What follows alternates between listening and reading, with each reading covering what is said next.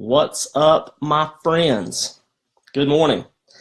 If you got an invite button, if you go ahead and push that and invite your friends, I would greatly appreciate it.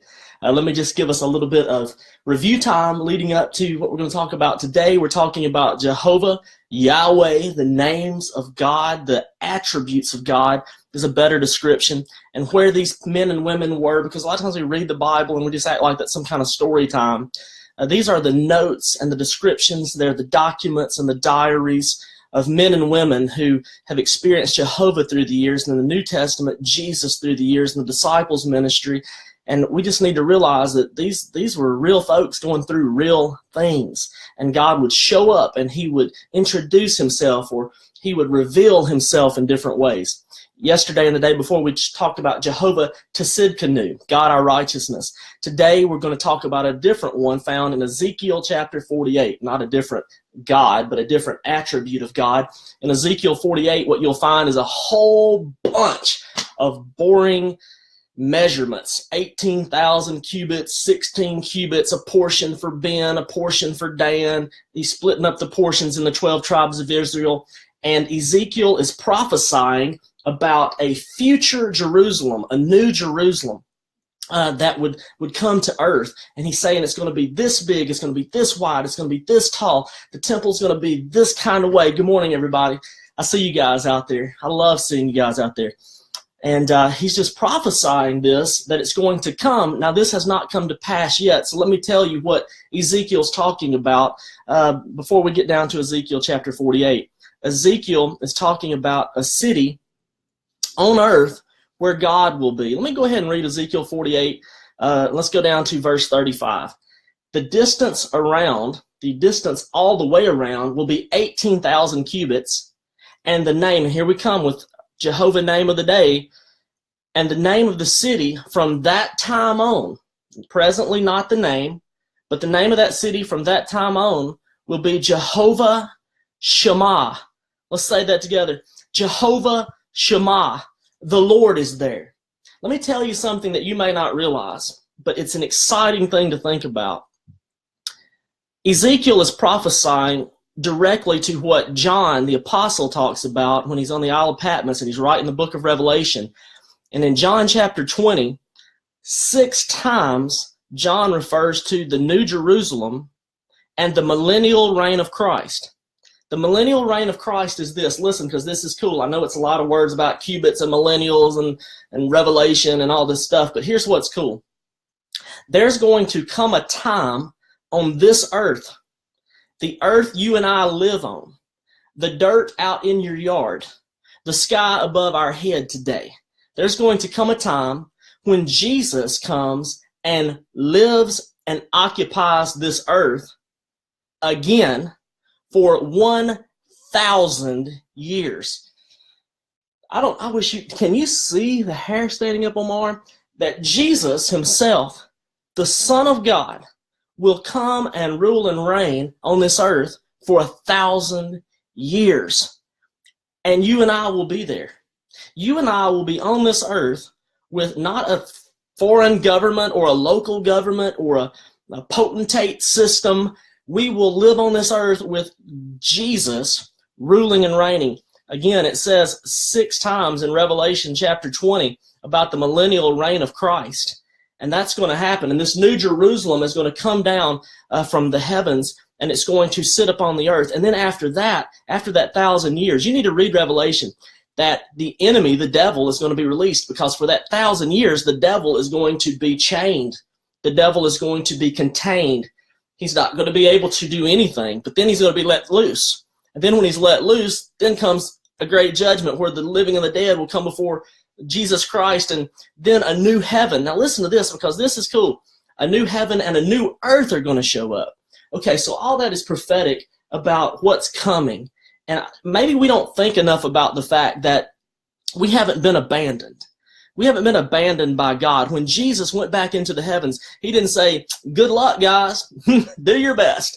You're going to be not all right because there's tribulation. He said, listen, there's tribulation in your world. What are you going through today? What's the tribulation that you're going through? What's the hardship? What's the chaos? What's the difficulty? Is it your marriage? Is it your finances? Is it your relationships with your friends? Is it your spirit? What's going on in your life? What is the hardship? He didn't say there's going to be tribulation. See you later. He said there's going to be tribulation, but be of good cheer. I've overcome the world you live in. Okay, so here we go. Jehovah, Shema, the Lord who is there. Yahweh who is there. When the prophecy came through Isaiah of the Christ, the soon coming Christ, the Emmanuel, soon coming, being relative, it was 700 years after the prophecy that Jesus shows up on the scene in Luke chapter 2. But when he calls him, he says, here's what his name's going to be. He's going to be the Emmanuel. Isaiah said, and Emmanuel means that God is with us. David said, I believe it was in Psalm 139, where can I go that you're not there, God? Where can I go that I'm going to be alone? I know sometimes you feel alone. I know sometimes you go through stuff that you feel like you're alone. But listen to what David says. Psalm 139. You have searched me, Lord, and you have known me. You know when I sit and you know when I rise. God cares about individuals, doesn't he? You perceive my thoughts from afar. You discern my going out and my lying down. You are familiar with all my ways. Before a word is on my tongue, you, Lord, know it completely. You hem me in behind and before. In other words, you go before me. You are behind me. You're with me now. That's important. You go before me. You are with me, and you're going after me. You hem me in behind and before, and you lay your hand upon me. Such knowledge is too wonderful for me, too lofty for me to attain. Verse 7, where can I go from your spirit? He's the Emmanuel. Ezekiel said that God is with us. Where can I go away from your spirit? Where can I flee from your presence? If I go up to the heavens, you are there. If I make my bed in the depths, you are there. If I rise on the wings of the dawn, if I settle on the far side of the sea, even there, your hand will guide me. Your right hand will hold me fast. If I say, surely the darkness will hide me, and the light become night around me, even the darkness will not be dark to you. The night will shine like the day, for the darkness is as light in you. So Isaiah says the Emmanuel will be with you. Ezekiel says, I am Jehovah Shammah, the God who is there. Now let me speak to there for a minute, then I want to pray for you. There is wherever you're going. There is wherever you're excited about. It's future. It's in front of you. There is also the unknown. There is the place that you fear. There is the place that you haven't been before, or maybe you have been before and you fear going back to that place. And everyone's lives go through these situations of things that cause tribulation and hurt and death. In this world you will have tribulation, but be of good cheer. Emmanuel is with you. But not only is he with you, he is Jehovah Shammah, and he is there. He's there on those days that are in front of your life that you don't want to consider, that you don't want to think about. And when you think about, you get chills and you get fright and you get afraid and you get worried and you get concerned. He's there. Listen, guys, take hope in this today. You're not going to be alone. He will never, ever leave us nor forsake us.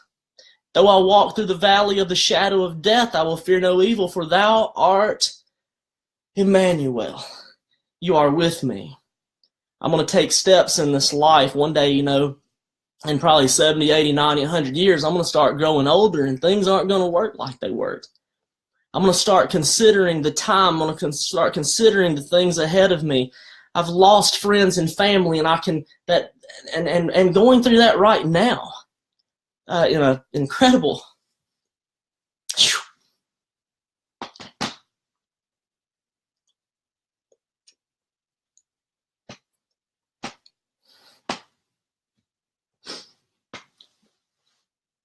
In an incredible, hurtful way. And he is here with peace that surpasses understanding. I hear him, I feel him, I sense him, I see him, and I see other people feel him, hear him, sense him, and see him, and I know he's here. But this impresses on me the fear of the future things that are out there. Things we don't want to think about and things we don't want to know. Yeah, sure, the joys and the happiness and the milestones that we hope for, but life is but a mist, a vapor. We're here but for a moment, and then we're not. But wherever here is for you, wherever there is for you, wherever present is for me, he's here. And wherever I'm going, he is there. So let me just say this to you today.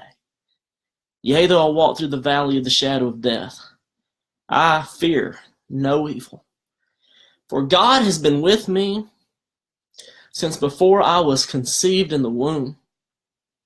I have been with him, in him, and through him. I will not fear, for he is with me. His rod and his staff, they comfort me.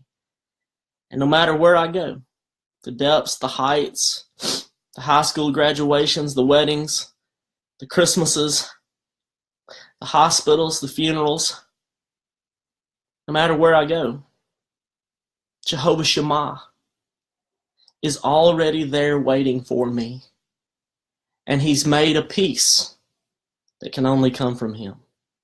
Let me pray for you. Father, I thank you that you're Jehovah Shammah.